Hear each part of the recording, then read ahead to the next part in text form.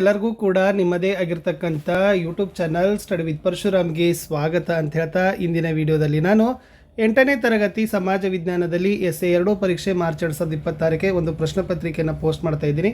So ನಮ್ಮ ಬಳಿ 1ರಿಂದ 8ನೇ ತರಗತಿಯ ಎಸ್ಎ 2ನ ಪರೀಕ್ಷಾ ಪ್ರಶ್ನೆ ಪತ್ರಿಕೆಗಳು ಸಿಗ್ತವೆ. ಸೊ ಯಾರಿಗೆ ಇಂಟ್ರೆಸ್ಟೆಡ್ ಇದನ್ನು 9964050759ಗೆ ವಾಟ್ಸಪ್ಪಲ್ಲಿ ಮೆಸೇಜ್ ಮಾಡಿ ಅವುಗಳನ್ನು PDF ಪರ್ಚೇಸ್ ಮಾಡ್ಬೋದು. ಸೊ ನೋಡೋಣ ಈ ಪ್ರಶ್ನೆ ಪತ್ರಿಕೆ ಹೇಗಿದೆ ಅಂತ. ಮೋಸ್ಟ್ ಇಂಪಾರ್ಟೆಂಟ್ ಇದೆ. ಬ್ಲೂ ಪ್ರಿಂಟು, ಕ್ವಶನ್ ಪೇಪರು ಮತ್ತು ಕೀ ಆನ್ಸರ್ ಎಲ್ಲವೂ ಕೂಡ ನಿಮಗೆ ಶೇರ್ ಮಾಡ್ತಾರೆ. So first multiple choice questions 6 ಕೊಟ್ಟಿದ್ದಾರೆ. ಸೊ ನೋಡುವ, ಭಾರತದಲ್ಲಿ ಮೊದಲು ಶಾಸನ ಹೊರಡಿಸಿದ ಅರಸನ ಹೆಸರು ಅಂತ ಕೇಳಿದರು. ಸೊ ನಿಮಗೆ ಗೊತ್ತಿದೆ, ಅಶೋಕ ಅನ್ನೋದು ಗೊತ್ತಿರಲಿ. Most important ಪ್ರಶ್ನೆಗಳಿದ್ದಾವೆ. ಮೌರ್ಯ ಸಾಮ್ರಾಜ್ಯದ ಸ್ಥಾಪಕರು ಯಾರು ಅಂತ ಕೇಳಿದರು. So Chandragupta Maurya is the right answer. ಇನ್ನು ರಿಪಬ್ಲಿಕ್ ಕೃತಿಯ ಕರ್ತೃ ಯಾರು ಅಂತ ಕೇಳಿದ್ದಾರೆ friends. Option C, Plato is the right answer. ಇನ್ನು ಔಪಚಾರಿಕ ಶಿಕ್ಷಣ ದೊರೀತಕ್ಕಂಥ ಸ್ಥಳ ಯಾವುದು? ಅದು ಶಾಲೆ. ಇನ್ನು ಭಾರತದ ಪ್ರಮಾಣಿತ ವೇಳೆ ಗ್ರೀನ್ವಿಚ್ ವೇಳೆಗಿಂತ ಎಷ್ಟು ಸಮಯ ಮುಂದಿದೆ ಅಂತ ಕೇಳಿದರು. 5 ಗಂಟೆ 30 ನಿಮಿಷ ಇಸ್ ದ ರೈಟ್ ಆನ್ಸರ್. 6ನೇ ಪ್ರಶ್ನೆ ಇತ್ತು, ಎಸ್ ಭಾರತದ ಸ್ಥಳೀಯ ಮಾರುತ ಯಾವುದು ಅಂತ ಕೇಳಿದರೆ option B, Loo is the right answer. ಇದು 50 ಅಂಕದ ಪರೀಕ್ಷೆ ಪ್ರಶ್ನೆ ಪತ್ರಿಕೆ ಇದೆ. ಸೊ ನಿಮಗೆ ಗೊತ್ತಿರಲಿ, 50 ಮಾರ್ಕ್ಸ್ ಇದೆ 8th ಆಮೇಲೆ 60% ಸಿಲೆಬಸ್ಸನ್ನು ತೆಗೆದುಕೊಂಡು ಪ್ರಶ್ನೆ ಪತ್ರಿಕೆಯನ್ನು ರೂಪಿಸಿದ್ದೀವಿ. ಇದು 40 ಮಾರ್ಕ್ಸ್ ಕ್ವಶನ್ ಪೇಪರ್ ಅಲ್ಲ, 50 ಮಾರ್ಕ್ಸ್ ಕ್ವಶನ್ ಪೇಪರ್. ಸೊ ಗೊತ್ತಿರಲಿ, ಓಕೆನಾ? ಎಸ್. ಇನ್ನು ಸರಕು ಸೇವೆಯಲ್ಲಿರುವ ಮಾನವರ ಬಯಕೆಯನ್ನು ತೃಪ್ತಿಪಡಿಸೋ ಗುಣಕ್ಕೆ ಏನಂತ ಕರೀತಾರಂತಿತ್ತು. ಆಪ್ಷನ್ ಬಿ, ತುಷ್ಟಿ ಗುಣ is the right answer. So like, share ಮತ್ತು ಸಬ್ಸ್ಕ್ರೈಬ್ ಮಾಡೋದನ್ನು ಮಾತ್ರ ಮರೆಯದಿರಿ. ಸೊ ಇದೇ ಥರ 8th ಎಲ್ಲ ನಿಮಗೆ ಕ್ವಶನ್ ಪೇಪರ್ಗಳು ಬೇಕಾಗಿತ್ತಂದರೆ SA 2 FA SA question paper 2025-26 ಅಂತ ಪ್ಲೇಲಿಸ್ಟ್ ಲಿಂಕಲ್ಲಿ ನಿಮ್ಮ ಎಲ್ಲ ಎಸ್ಎ 2 ಕ್ವಶನ್ ಪೇಪರ್ನ ಸಿಗ್ತದೆ. ಇಂಪಾರ್ಟೆಂಟ್ ಕವರ್ ಮಾಡಿದ್ದೀವಿ, ಚೆನ್ನಾಗಿ ನಿಮಗೆ ಎಕ್ಸಾಮ್ಗೆ ಯೂಸ್ ಆಗ್ತದೆ.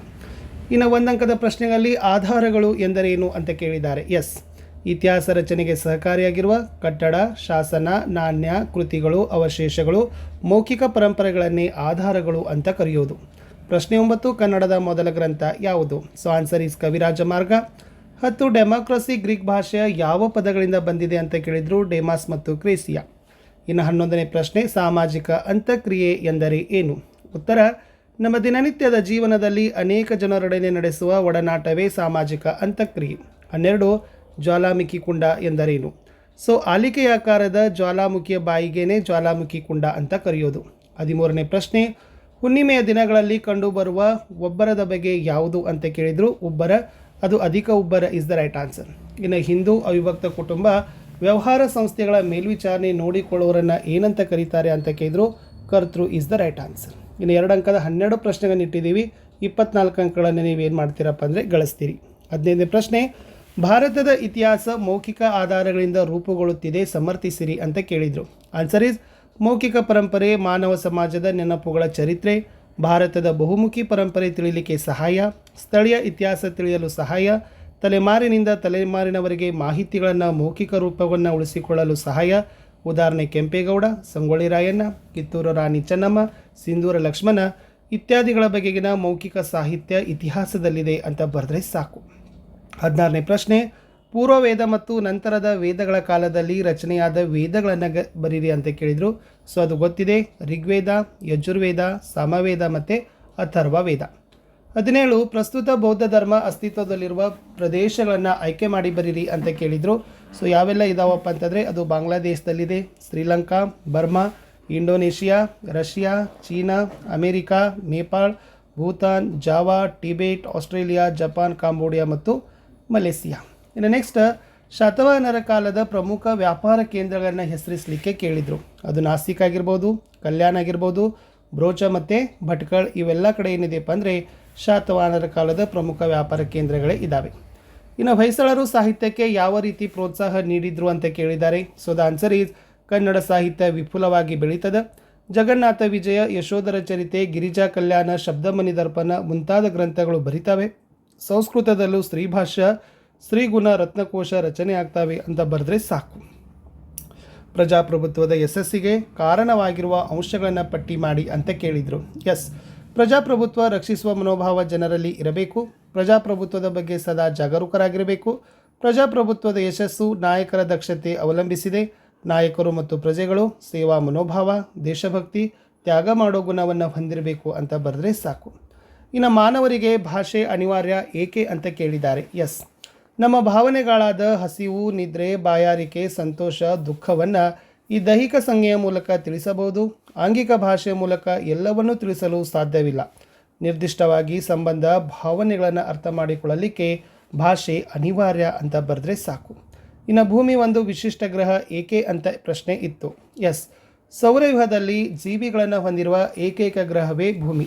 ಇದು ಎಲ್ಲ ಬಗೆಯ ಜೀವಿಗಳಿಗೆ ವಾಸಸ್ಥಾನ. ಸಸ್ಯಗಳು, ಪ್ರಾಣಿಗಳು, ಮಾನವ ಜೀವಿಗಳು ಇಲ್ಲಿವೆ. ಇದಕ್ಕೆ ಕಾರಣ ಭೂಮಿ ಮತ್ತು ಸೂರ್ಯನ ನಡುವಿನ ಅನುಕೂಲಕರ ಅಂತರವಾಗಿದೆ. ಆದ್ದರಿಂದ ಭೂಮಿ ಒಂದು ವಿಶಿಷ್ಟ ಗ್ರಹವಾಗಿದೆ ಅಂತ ಬರೀರಿ. ಇನ್ನು ಜೈವಿಕ ಶಿಥಿಲೀಕರಣದ ಕುರಿತು ಬರೀರಿ ಅಂತ ನಿಮಗೆ ಪ್ರಶ್ನೆಯನ್ನು ಕೊಟ್ಟಿದ್ದಾರೆ. ಎಸ್, ಸಸ್ಯವರ್ಗ, ಪ್ರಾಣಿವರ್ಗ ಮತ್ತು ಮಾನವನ ಶಿಲೆಗಳಿಂದ ಹೊಡೆದು ಚೂರಾಗೋದೇ ಜೈವಿಕ ಶಿಥಿಲೀಕರಣ. ಇದರಲ್ಲಿ ಭೌತಿಕ ಮತ್ತು ರಾಸಾಯನಿಕ ಕ್ರಿಯೆಗಳೆರಡರಿಂದಲೂ ಜೈವಿಕ ಶಿಥಿಲೀಕರಣವಾಗ್ತದೆ. ಇನ್ನು ಸಸ್ಯಗಳ ಬೇರುಗಳನ್ನು ಬೆಳೆದು ದಪ್ಪವಾಗಿರೋದ್ರಿಂದ ಬಿಲದಲ್ಲಿ ವಾಸಿಸೋ ಪ್ರಾಣಿಗಳಿಂದ, ಗಣಿಗಾರಿಕೆ, ಕಟ್ಟಡ ನಿರ್ಮಾಣಗಳಿಂದ ಜೈವಿಕ ಶಿಥಿಲೀಕರಣವಾಗ್ತದೆ ಅಂತಕ್ಕಂಥ ಪಾಯಿಂಟ್ಸ್ ಹಾಕಿ ಬರೆದ್ರೆ ಸೊ ಆನ್ಸರ್ ಏನಾಗ್ತದಪ್ಪ ಅಂದರೆ ಕಂಪ್ಲೀಟ್ ಆಗ್ತದೆ. ನೆಕ್ಸ್ಟ್ ಒನ್, ಸಾಗರದ ಕೊಲ್ಲಿ ಮತ್ತು ಖಾರಿಗಳ ವ್ಯತ್ಯಾಸವನ್ನು ಬರೀರಿ ಅಂತ ಇಂಪಾರ್ಟೆಂಟ್ ಪ್ರಶ್ನೆ. ಸೊ ಖಾರಿ ಅಂದರೆ ಇದು ಸಾಗರದ ಕಿರಿದಾದ ನೀಳ ಭಾಗವಾಗಿದ್ದು ಭೂಭಾಗದ ಒಳಗೆ ಚಾಚಿರ್ತದೆ. ಇದು ಸಮುದ್ರಕ್ಕಿಂತ ಚಿಕ್ಕ ಗಾತ್ರ ಹೊಂದಿದೆ. ಆಳ, ಆಕಾರ, ಗಾತ್ರದಲ್ಲಿ ಒಂದಕ್ಕೊಂದು ವ್ಯತ್ಯಾಸದಿಂದ ಕೂಡಿರ್ತವೆ. ಇನ್ನು ಕೊಲ್ಲಿ ಅಂದರೆ ಇದು ಭೂಭಾಗದಿಂದ ಸುತ್ತುವರಿಯಲ್ಪಟ್ಟ ಅರ್ಧ ವೃತ್ತಾಕಾರದ ಸಮುದ್ರದ ಭಾಗಕ್ಕೆ ಕೊಲ್ಲಿ ಅಂತ ಕರೆಯೋದು. ಇದು ಆಳ ಆಗಿರಬಹುದು, ಆಮೇಲೆ ಆಕಾರ ಮತ್ತು ಗಾತ್ರದಲ್ಲಿ ವ್ಯತ್ಯಾಸದಿಂದ ಕೂಡಿರ್ತದೆ. ಇನ್ನು ಅರ್ಥಶಾಸ್ತ್ರದ ಅಧ್ಯಯನದ ಅವಶ್ಯಕ ಕಾರಣವಾಗಿರ್ತಕ್ಕಂಥ ಅಂಶಗಳನ್ನು ತಿಳಿಸಿ ಅಂತ ಪ್ರಶ್ನೆ ಇತ್ತು. ಎಸ್, ಅಲ್ಲಿ ನಮ್ಮ ಸುತ್ತಮುತ್ತಲಿನ ಬಡತನ, ನಿರುದ್ಯೋಗ ಸಮಸ್ಯೆಗಳನ್ನು ತಿಳಿಯಲಿಕ್ಕೆ, ಪರಿಹಾರ ಕಂಡುಕೊಳ್ಳಲಿಕ್ಕೆ ಅರ್ಥಶಾಸ್ತ್ರ ಅವಶ್ಯವಾಗಿದೆ. ಆರ್ಥಿಕ ಅಸಮಾನತೆಯ ಕಾರಣ ತಿಳಿದು ಪರಿಹಾರವನ್ನು ಪಡೀತದೆ. ಮಿತ ಸಂಪನ್ಮೂಲಗಳಲ್ಲಿ ಅಪರಿಮಿತ ಬಯಕೆಯ ಈಡೇರಿಕೆಯ ಸನ್ನಿವೇಶಕ್ಕೆ ಪರಿಹಾರ ಕೊಡುತ್ತದೆ. ಏನನ್ನು ಉತ್ಪಾದಿಸಬೇಕು, ಹೇಗೆ ಉತ್ಪಾದಿಸಬೇಕು, ಯಾರಿಂದ ಉತ್ಪಾದಿಸಬೇಕು ಎಂಬುದನ್ನು ತಿಳಿಸ್ತದೆ. 26 ಪಾಲುದಾರಿಕೆ ಸಂಸ್ಥೆಯ ಅನುಕೂಲಗಳನ್ನು ತಿಳಿಸ್ರಿ. ಎಸ್, ಇದು ಸುಲಭ ರಚನೆ, ಹೆಚ್ಚಿನ ಬಂಡವಾಳ, ಹೆಚ್ಚಿನ ಪರಿಣತಿ, ವಿಶ್ವಾಸಾರ್ಹತೆ, ನಷ್ಟದ ಹಂಚಿಕೆ, ವ್ಯವಹಾರದ ರಹಸ್ಯ ಇಸ್ ದ ರೈಟ್ ಆನ್ಸರ್. 4 ಅಂಕದ 3 ಪ್ರಶ್ನೆಗಳಿದ್ದಾವೆ. ಪ್ರತಿ ಸರಿಯಾದ ಉತ್ತರಕ್ಕೆ 4 ಅಂಕ. ಸೊ ಟೋಟಲಿ ನೀವು ಇಲ್ಲಿ ಏನು ಮಾಡ್ತೀರಪ್ಪ ಅಂದರೆ 12 ಅಂಕಗಳನ್ನು ಏನು ಮಾಡ್ತೀರಿ, ಪಡ್ಕೋತೀರಿ. ಪ್ರಶ್ನೆ ಏನಿತ್ತಪ್ಪ ಅಂತಂದರೆ ವೇದಗಳ ಕಾಲದ ಸಾಮಾಜಿಕ ಮತ್ತು ರಾಜಕೀಯ ವ್ಯವಸ್ಥೆಯನ್ನು ವಿವರಿಸಿರಿ ಅಂತ ಪ್ರಶ್ನೆ ಇತ್ತು.